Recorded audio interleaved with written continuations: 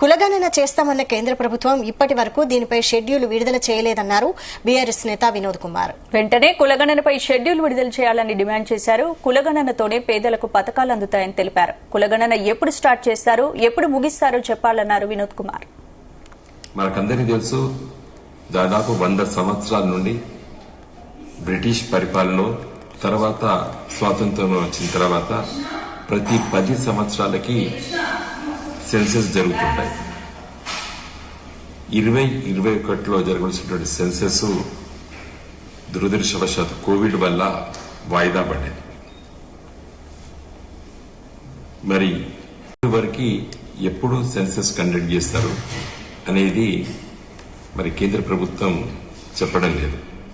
Caste senses చేస్తామంటున్నారు senses ద్వారా. మరి senses ఎప్పుడు చేస్తారు అనేది ఈ ప్రశ్నకు జవాబు దొరకడం లేదు. కాబట్టి వెంటనే మీరు ఒక షెడ్యూల్ అనౌన్స్ చేయాలి. ఎప్పుడు సెన్సెస్ కండక్ట్ చేస్తామనేది షెడ్యూల్ అనౌన్స్ చేయాలి.